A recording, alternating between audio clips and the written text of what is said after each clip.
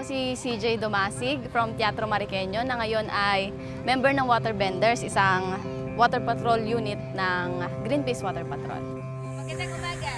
Welcome sa ating mini amazing race. Yung objective natin is for the members to practice community environment monitoring through the following: organized observation, documentation and gathering information, and reporting. Dapat as many information as you can get about the facility and the community also. Kasi mamayang hapon, mamapa ninyo yung pinagdaanan yung mga areas. Ang kasali sa workshop namin ay yung aming mga bagong members ng Teatro Mariqueño na magiging future water benders na rin. On your mark! Get set! Go! Bali ngayon ay isang field work. I-report din namin yung mga pollution cases na malalaman namin sa places na pupuntahan namin.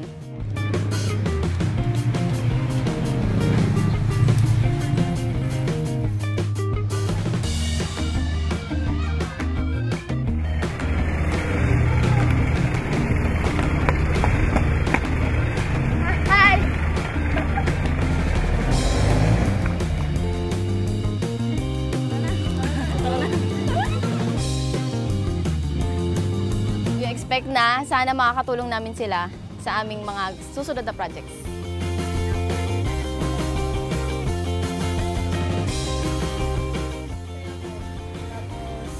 Marami kami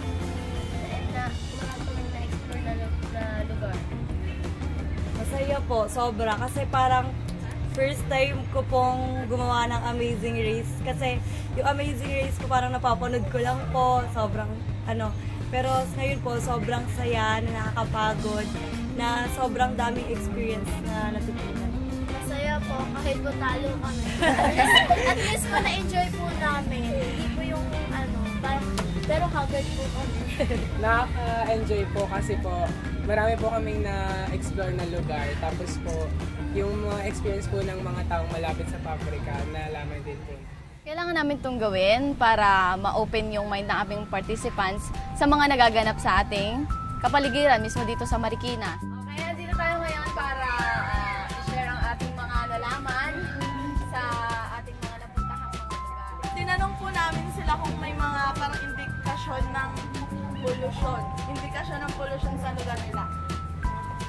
Yun. Ang yung sabi lang po nila, parang nakasanayan na lang daw po nila yung parang usok na lumalabas dun sa Fortune. Tapos sabi nung isa, si Ate Ana yun ba yun? Sabi niya parang magrereklamo naman daw po sila kung talagang naapektuhan na sila nung mga usok na yun. Pero sa ngayon daw, kung may man daw po, parang upo-upo lang, parang ganun lang po. Kaya parang hindi na rin sila nagrereklamo kasi may iilan po sa kanila na doon din po nagtatrabaho. Parang pagkabuhayan na rin po nila. Importante itong paglabas namin sa aming surrounding para malaman namin kung anong mga nangyayari.